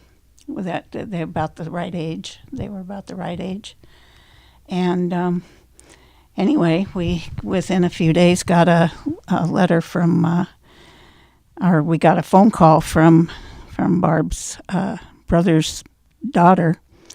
And she asked us, one of the first things out of her mouth was, did she ever tell you anything about D.B. Cooper? And that was really quite a shocker, because I had really never believed the story totally. I just thought that, maybe she was, just so lonely and wanting friends that maybe she was just telling stories that she thought that she needed to do something to make people like her, because she was just so down on herself all the time. She offered for us to come down, and she said that she had diaries, and she had pictures and letters and all kinds of stuff. And I couldn't get away from work, and so Ron turned out to be my research guy. I love that job too. Yes. Anyways, I went down there, and then they took me to where Barb's ranch, where the family lived, down there in, what was the name of that place? I'm trying to remember. Cathy's Valley. Cathy's Valley, yeah, Cathy's Valley. And all that was left, it was quite a drive. It was about a 45-minute drive to get there. And we got there, and all that's left is the fireplace. You can see where the house used to be. And then they took me up. It was a little behind the fireplace where that. They took me up a hill, and they were showing me where that Barb's, dad and I guess Bobby back then, right? But they had dynamited this quarry and made an area for the water to sit in, made a big hole, and then they had pipes going down to where the house was at, and there was still no electricity. They were so far out, there was no electricity, and they lived there for, I think maybe probably 10 or a dozen years. I think they lived down there, something like that, yeah. So that's the first story he was able to verify, because she had told us about her using the dynamite to bring water to the house and all of that. And then he got to see it in person. Yeah, and I asked about the mines. They had a couple gold mines that were nearby, and sure enough, so they took me to the gold mines, and they were both boarded up, but they weren't too far from the property. We went to there was a little swampy area I went across, and I took some pictures of the gold mines. So the stories about her, having gold mines and stuff like that. There were the gold mines, so that was true too. And then I went and saw Rena. Then was that next trip maybe, huh? I went and saw her daughter, and I spent a couple of days with her daughter, and we were going to visit Barb's mother. Barb's wife, I should say, right? Yeah, it sounds weird. It's weird. Was going to go visit Barb's. Dixie was her name, and it was late, so we said, well, we'll go visit her tomorrow. And then in the middle of the night, she got quite ill, and she ended up in the hospital, in the ICU section of the hospital. So me being the good investigator I am, we said, well, let's go visit her then. I'll take a tape recorder with me. Well, she couldn't. She had holes, plexo or something in her, helping her breathe, right, in her mouth or something. So I said, well, I'll give her a pencil. She could write, maybe. I had a little pad of paper. And she was hooked up to all this stuff on her, and every time she would move her arm or anything to try to write, the alarms would go off. So I guess the nurses decided we couldn't stay. So I never got to interview Barb's wife, which sounds really strange at the time to me. So I missed out on that opportunity for that. And then I guess, yeah, so then I guess I headed back up to Puyallup, back up home. Right. And he came back with suitcases full of... suitcase full of diaries, big suitcase of diaries, letters, envelopes with the letters from when she was in the Army, Air Force, and she was a merchant marine, right? Yeah. Right. So anyway, then my fun began because I started going through everything. And the first thing I did was, this D.B. Cooper thing is beginning to bug me. I'm going to prove that she was not D.B. Cooper, and then I can go on writing the story that I had started out to write. The original story was going to be called Two Lives of Barb Dayton. That was our story. Nothing to do with D.B. Cooper, right? And so I started looking at all of the Thanksgivings leading up to what she was doing on Thanksgiving Day. And the mother would mention either Bobby was there or Bobby was overseas at such and such a place, or here or there or anything. And then I get to 1971, and it said, I don't have any idea where Bobby is. This is really unusual. I haven't heard from him. And so I thought, well, that didn't exactly do what I thought it was going to do. That got you, right? Yeah. And so then I started looking at the years following that. And he always contacted his mother on Thanksgiving. Bobby was either home, or if she wasn't, she was overseas somewhere as a merchant marine, right? Yeah. Right. So we thought, that's really interesting, huh? Right. So then I started going through some of the letters that she wrote home, and I started verifying more stuff that she was in the Philippines during those years that she said she was on the ships and during the war, and but I still didn't have any proof of the fact that she had told us that she had gotten lost on a boar hunt and ended up fighting with the Moro tribe, and she finally made her way back to the ship, and then she was actually found to be AWOL, and they put her in prison with the Japanese. Anyway, the only way that she managed to get out is that they needed a merchant marine to be seaman first class to be able to get. And someone said, well, I think there's one in prison with the Japanese, so that's how she got out of the prison. But she said it was like a trough, like you feed pigs, and the food would go down a trough, and you had like a little bowl or something, and you'd scoop up the food. That's what she said it was like in the prison camp there in the Philippines. But and then we got her records when she was a merchant marine, and she was the AWOL for that period too. And they took away her seamanship card because she was missing, at that time. Right. So at the time she thought that they were going to shoot her. She wasn't sure what she was going to do for desertion, because it was during the war. And even though it's a merchant marine, it's kind of like you're in the military service back then too, I believe. Right. So yeah. Yes, and then from the letters, I was able to verify that she was in Vietnam. We got letters when she was in Vietnam. She talked about being on the Mekong Delta. Yeah. The Mekong Delta, and one story she said she was during the day the Vietnamese would help unload the ship or load it, probably unload most of it.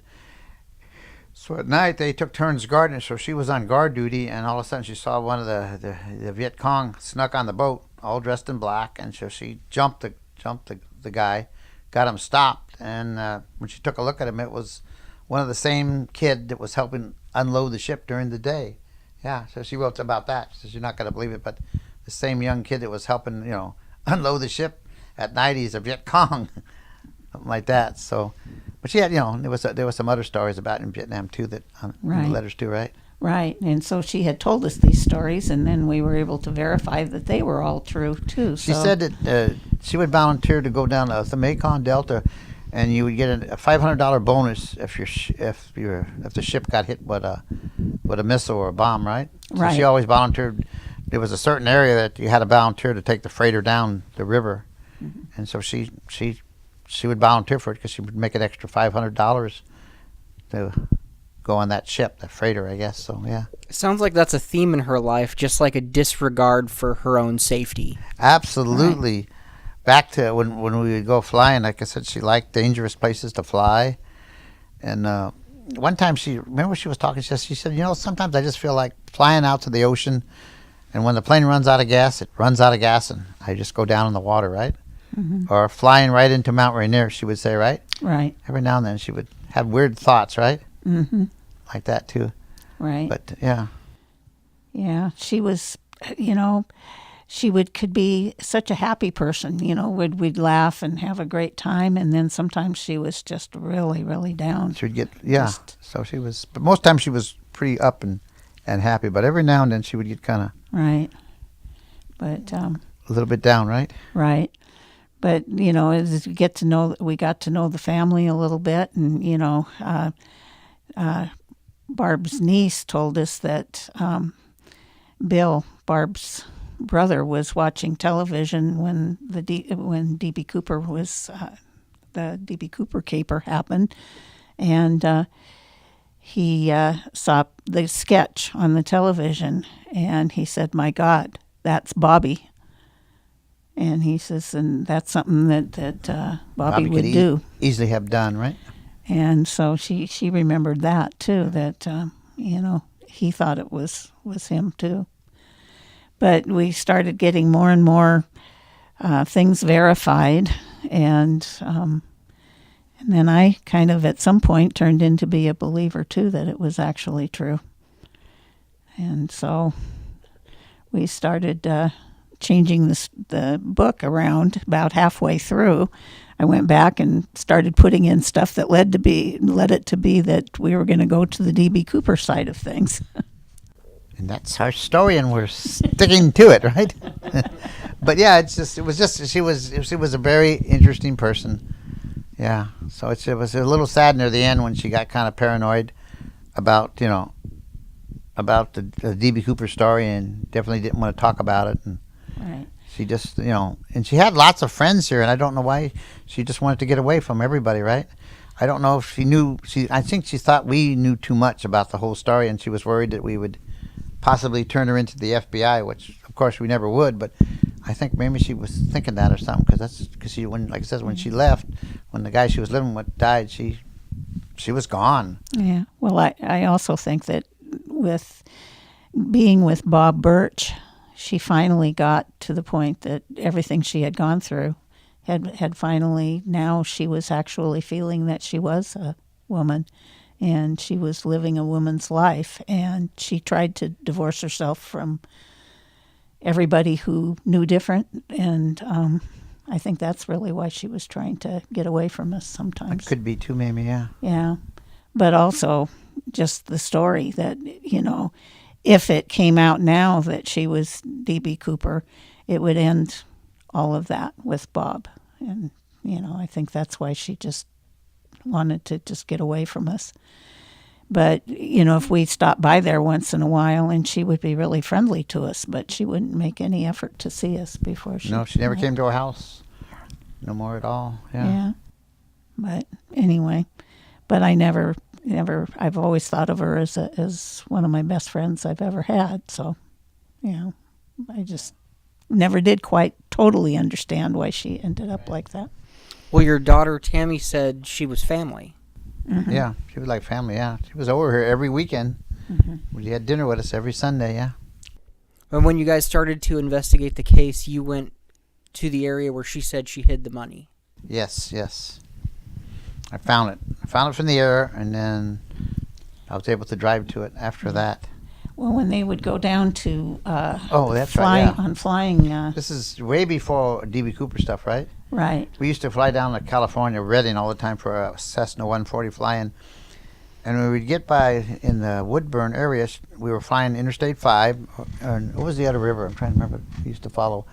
It was on the north side. Anyway, she would always disappear from this one area. It was always by Woodburn. Her plane would just sway off, and you wouldn't see her at all in the morning. And pretty soon she would scoop up, and she'd come back and meet us, right? And that happened a couple of times. This is before the D.B. Cooper stuff I knew about, right? This is before, and then it made sense after we found that out. I think she was flying over to see if anything was disturbed or anything, see if there was any they'd built over there where the hazelnut farm was, right? Yeah. Mm-hmm. And I told this friend of mine, this one trip we were going to go over there with Mark, I said, watch this. When we get near Woodburn, Barb's going to disappear to the left. She's going to fly, and you won't see her plane. She'll go way off. And sure enough, there she goes. I said, see? I said, and then I said, there's something up there. I said, I don't know what's going on, but she's checking on something over there, right? Yeah. Right. So that was interesting too, right? Yeah. Yeah. So then when she confessed to being D.B. Cooper, she gave us the details of how she found the area for the jump by flying her little 140 down there. And she gave us the way to find it. And so Ron flew our 140 down and kind of spotted it from the air where the jump had exactly taken how place. she described it. Yeah, from the air I found it. And so we drove down and Went right to it, just about. Yeah, we found the ranch. There were two cisterns at the time, but it was on private property, so I was a little leery of trying to open them up and take a look at them. I figured I didn't want to get caught, but at least I knew where they were at, and everything was exactly as she described it too, right? Yeah. Right. And then we took the walk to the bus station. I walked from the cistern where the money was hid to the bus station. It took about 20 minutes. I wanted to see how long it would take to walk to Woodburn bus station. Right, which was what she had told us. So right. We kind of just tried to retrace all of the steps that she said she had taken. And if she was making up a story, she would have had to actually go down to Woodburn and walk that area. And she gave such details. I mean, there was a White House, there was a tractor, kitty corner, and, the tractor wasn't there no more by that time, of course. Right. But yeah, and just by, her directions to be able to find the place was, kind of, I know, started making me believe where everything. the money was hid was way away from the farmhouse. You couldn't even see the farmhouse because it was way, way away. It's a pretty good little, I'm not sure how, probably a good half mile away, I think. Right. Something like that.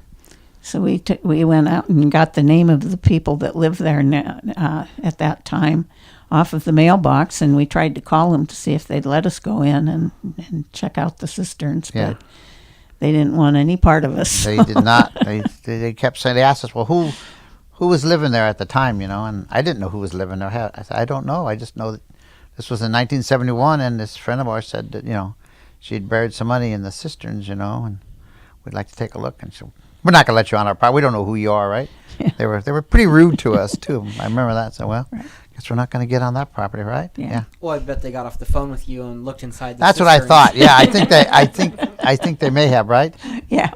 I think they may have, yeah. Probably, yeah. But, yeah, I have a sketch of that, how she told us it was a 45 degree from, I think it was Aurora Airport. She described it, in different ways. She didn't tell us, we had no address, nothing to find it, right? Mm-hmm. But in the air, I found it exactly how it was easy to find from the air.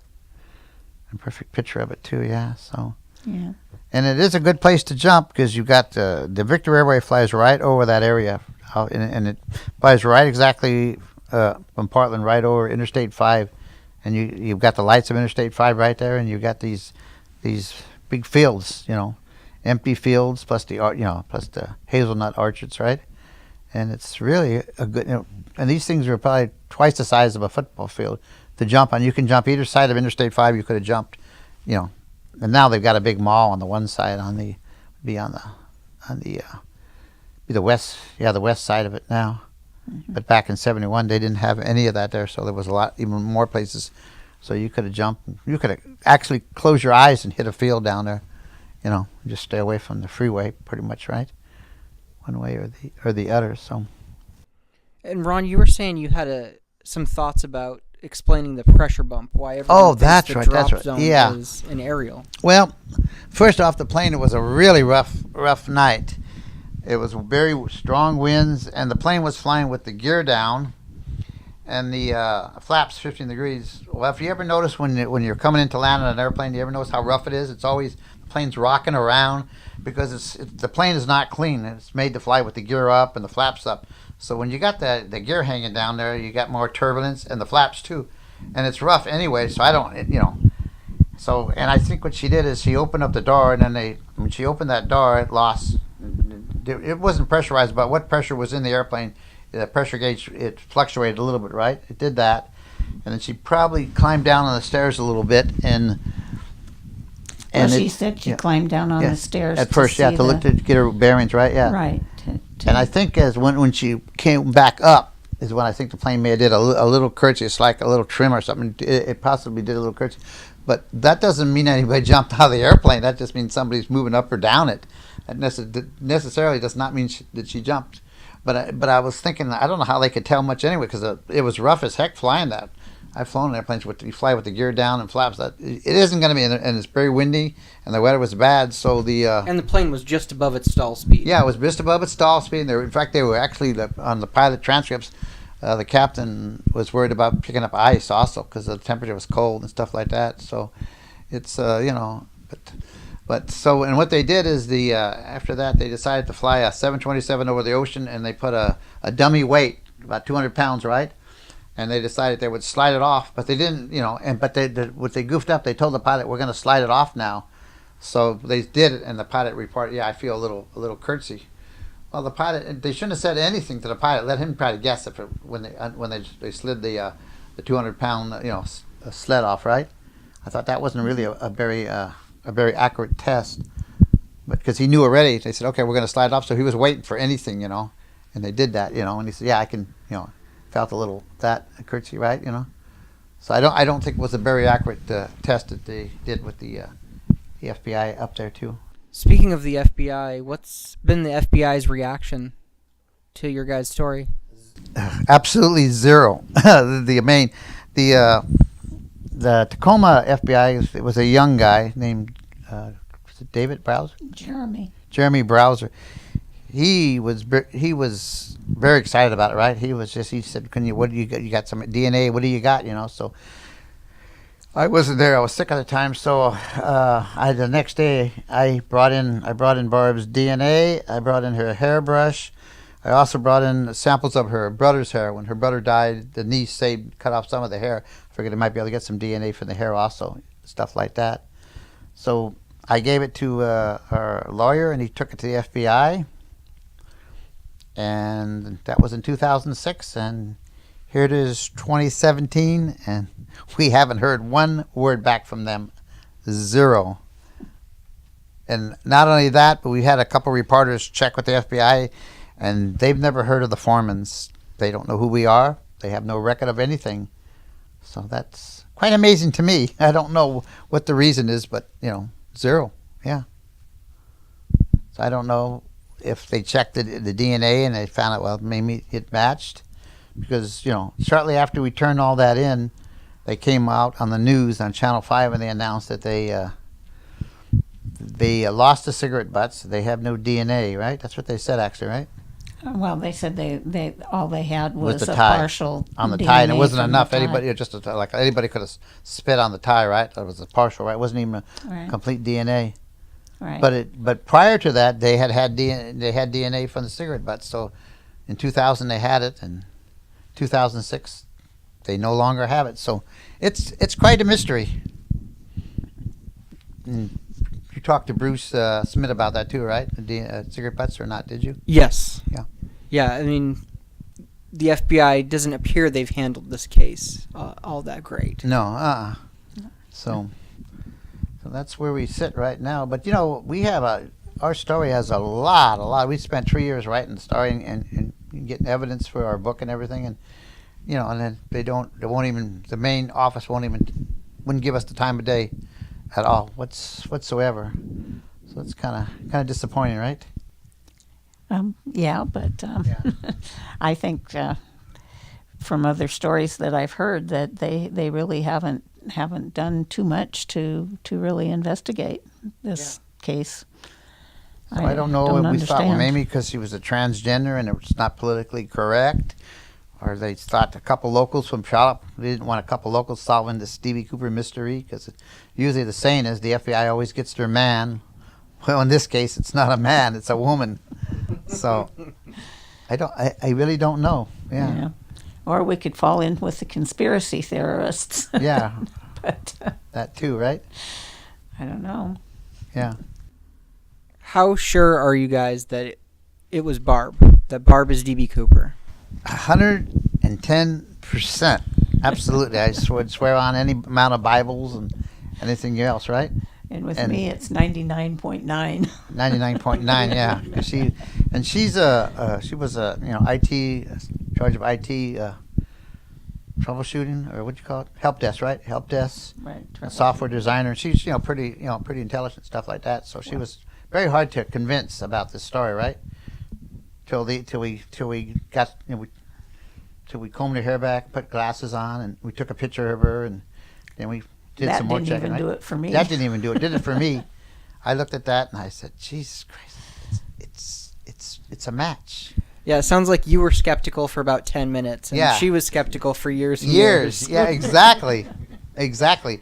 So I Yeah. figure if she believes it now, it's but but it is extremely unusual story. The premise of this person has a sex change and hijacks an airplane 2 years later, and but we always thought the whole thought of it is it's a perfect disguise. It's absolute, it's the perfect disguise. And like a lot of people kept thinking, well, maybe this person is a Canadian, because nobody in the U.S. seems to know this person, who he is. The identity is a mystery, right? They thought, well, maybe he's a Canadian or something, but no Canadian. And she could speak like a man too. We had her change her voice one time. We said, let me hear you talk like a man, Barb.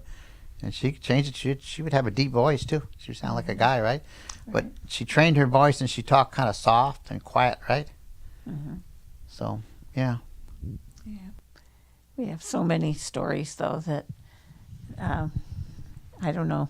Just every time I think about her, I just think of I half the time I start laughing. I mean, it's like we went. She took us gold panning in Eastern Washington one time, and our son was probably about 10 years old, and she was apparently still taking pills to keep her beard from growing. Hormones. And so, yeah. And she didn't have her shaving gear with her, right? And she didn't have her shaving gear with her. And then just watching my son stare at her was she started to develop her shadow. Her overnight shadow. She had a pretty good man. beard. Pretty good shadow. And he kept staring at her and looking, and it was just strange, yeah. Yeah. But, we never found any gold, but we had pans, and she knew a lot about geology, and she studied. She said, this is a good area. It was on the east side of the mountains. And we looked kind of silly. All these people were with fishing poles, and we're walking around with gold pans, and we're by the river. Yeah. And little shovels digging up the dirt and panning. So, Yeah. right? But we just had so much fun with her. I mean, Yeah. just amazing.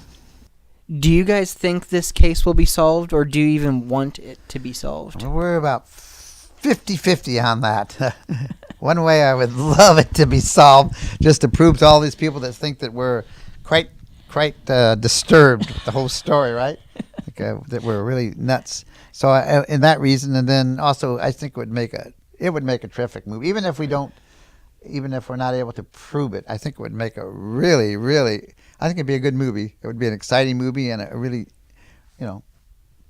great movie, I believe, right? And especially with the transgender nowadays, it's quite common nowadays, and I think transgender people would, the LGBTQ now, or whatever they say, right? I think they would enjoy a movie like that, probably. And they need a hero. They don't really have any heroes that I know of, right? So, yeah. What do you think? Anything there? Just that I really don't care too much now if it gets solved or not. I feel like I know the story, and I don't know. But in a way, it's nice to have a mystery that when you think about it, it just stays a mystery like that. Keeps there's something about it, right? Right. So it's 50-50, one way or the other. So yeah. Similar to the Amelia Earhart, which is, how many years was that? I'm trying to remember. From 37 to now. Figure that out, huh? Can you figure that? You're good at that math, right? Huh? Go for it. What? 80 years. 80? Yeah, something like that. Yeah, 80 years. Right. And we saw a special on the Discovery Channel, and it looks like they've solved the mystery of that. Amelia Earhart. Yeah, the Barb Dayton story is incredible. It is such an amazing story. With D.B. Cooper, even without D.B. Cooper, Right. she led an incredible life, and everything about her is interesting. In fact, on the History Channel, when they wrote about, remember that one guy, the young guy, right? He was driving in the car back to Seattle or something. He said, "You know what?" He said, "If anybody could do it," he says, after listening to Ron and Pat Forman, the story, she could, I think she could easily have jumped out of that airplane. He said something like, do you remember that one? I don't know if you watched that or not. Yeah. That one, yeah. Yeah, On the for History sure. Channel, yeah. I remember when they were riding in the car and the young guy was saying, "You know what? If anybody, I think she could have done that with no problem," right? He also said that he wished that it would be proven that she was the one who did it. He did say that too, yeah. He Yeah. did. Yeah, he said, "I wish that we could prove that was her," Yeah. right? I doubt if it will ever happen. Yeah. Has there been anyone in the LGBT community who's reached out to you guys to talk to you about Barb? Yeah, there's a man that we've talked to that is, he wants us to come and do a speech at the next LGBT, it's a transgender meeting and Conference or something, right? conference in He'd over in the like us to Olympic tell Peninsula. Barb's story. And so I think we're going to end up doing that. And then we've done a few book clubs, and one of them was for a gay group, Gay women's gay group. women's group, And they loved the story. right? And she's their hero, so Yeah. it's kind of, I don't know. I think people who, hopefully things are changing now, but I think that the LGBT community has had such a battle through, getting accepted and everything, that I think they actually can understand how Barb could actually be pushed to do some of the crazy things that she did. Right. And I think that makes the story feel very real to them. And she was one of the first to have the surgery done in Washington State, First, right? yeah, the first person Yeah. to have it. Yes. The first. The The first in and Washington. she convinced yeah. the doctors there to do it. They had never done it before, and so they probably checked what they were doing it in Maryland. That's where she spent some time there, and she spent 4 months in Maryland trying to persuade them to do it. She had no money, so she needed this to be done for free. So they said they wouldn't do it because of her age, because she was in her 40s then, early 40s, and because of her physical, her structure too, and her she was tattoos. Covered in tattoos. Covered right? in tattoos, and she was pretty manly looking still, right? Yeah. So they wouldn't. That's why they said it was better to have someone that was in their 20s to do that. Right? Right. Yeah. But I think the saddest part of the whole thing is when I was going through everything and we got the psychological evaluations from the University of Washington, and just in her own words, hearing what she went through. Yeah. And I should read that one thing about how she never asked to be born on this earth. She's never been something about it every day. She's never wished that she was. How did that go? I could read that if you want. I'll find that real quick here. Yeah. All right. So this was 1969. It was before the surgery. She was talking to the doctor, and she said, "After 43 years, I continue to live with an obsession that has ruined not only my life, but the life of others I have loved. I cannot understand myself, nor can I reason why I must be tormented until I die. I did not ask to come upon this earth, and I have never thanked God for the breath of life. My health is excellent, and my appearance is normal enough. A normal male that should find a place in this world, marry, and live out a reasonably happy life. If only it were that simple. I am a female, and I continue to live as such, regardless of type of clothing, kind of work, etc. Society dictates that I live and work as a male, but laws cannot bend deep feelings and belongings that tear me away from the maleness they stab me with. As I write this, I am dressed as a female, my true identity. If I seem rough and coarse, blame it on society. They force me to live in a man's world, a world I've despised from the beginning. I no longer care what people think when they meet me, for I choose to stay that way I am now. When I venture out into the world again, it shall be as a female. I thought that was really a strong statement. It's really well said. Isn't that well said? Yeah. That was her feeling. That was before the surgery. Yeah. Well, on that note, Okay, that's a good way to end it, I guess, huh? do you guys have anything else you want to say? Did we mention that letter to her kids? I think we might have forgot that.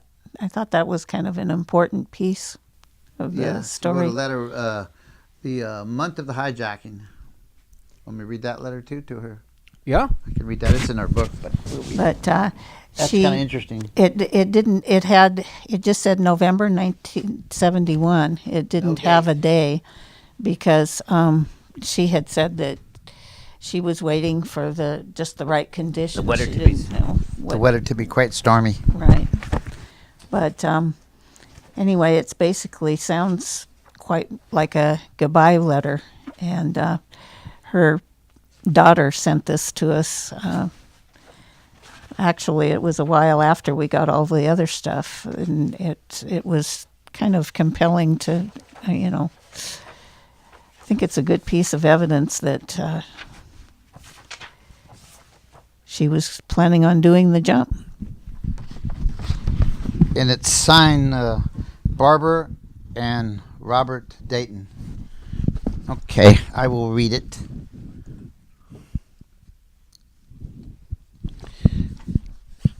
Dennis and Rena, perhaps this letter will explain many things. I know you have both wondered why I remained so distant and never tried to contact you the last few years. My past life was very mixed up, an inborn problem that made a normal life impossible for me.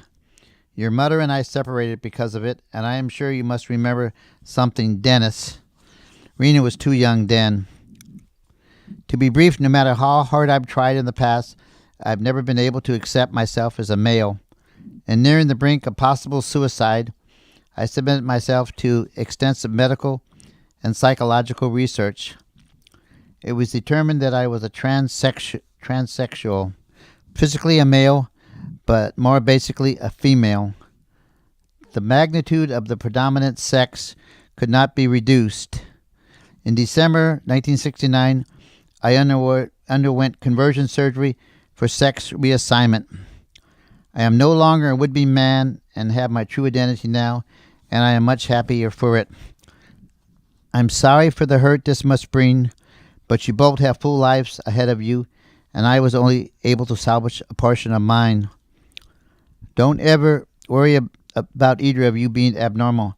This thing is not hereditary, and I know you both will have good lives. Think how hard it is for my parents to accept this. They do not fully understand, nor do I understand. I'm very sorry for the coldness on my part towards you both in the past, but now you understand why it was better I stay away. I could sense my destiny. I'm proud of you both, and I wish I were free to express everything I feel. Please don't hate me for what I've done. Life is full of the unexpected. And this was dated November 71, the month of the hijacking, and it had no specific date, like 10th or 15th or 20th. And I believe she was waiting for the weather to be stormy and miserable, so it would be hard for a chase plane to follow the 727. That's an incredible letter. Isn't that? And it's November 71. November 71. And I have the original letter in my safe deposit box. And you can read it. She said, you can tell it's like a goodbye letter in case things didn't turn out the way she's telling them. She's letting them know she loves them both, and she's sorry for the coldness on my parts towards your boat, right? So it's just a. It sounds like a goodbye letter in It case does. It she, does. Yeah, in case she augered into the ground, right, or she got shot, a sniper shot her, got arrested right away. Or arrested, yeah, exactly. So I thought that was a good piece of evidence to me. I think. Yeah. I can tell that you guys really care about Barb. Oh, we did. We were like really. We really good friends, and like I said, I flew with her for 10 years. We flew everywhere we went together, and we had always had fun everywhere we went. She was a great person to hang out with. So, yeah, I was sorry when she got kind of paranoid about the story and everything, and then when she disappeared for a good 2 years, right? Yeah, 3 years. 3 years before we located her again down in Nevada. So, but She was a big part of our lives. yeah, it was an interesting part of our lives. Yeah, a real interesting part. And like I say, sometimes you never know who you're going to end up meeting at an airport. And they always say most pilots at the airports they're all a little strange pilots, because you got to be a little strange to jump in an airplane anyways. Well, I really appreciate you guys talking to me about this. I had a really, really good time talking to you two. Well, thank you. And your daughter, Tammy. Yeah. Well, we enjoyed visiting with you too, and telling our story. Thank you for listening to my interview with the Formans on Barb Dayton. Be sure to pick up a copy of their book, The Legend of D.B. Cooper, Death by Natural Causes. There's a link to it in the show notes. If you have any questions, comments, or inside information in the case, you can find us on Facebook at the Cooper Vortex, or email us at dbcooperpodcast@gmail.com. You'll find a link to both in the show notes. Thank you to Ron, Pat, and Tammy Forman for taking the time to participate in this podcast. Thank you to Russell Colbert for providing your mad production skills. I'm Darren Schaefer. Thank you for listening to the Cooper Vortex.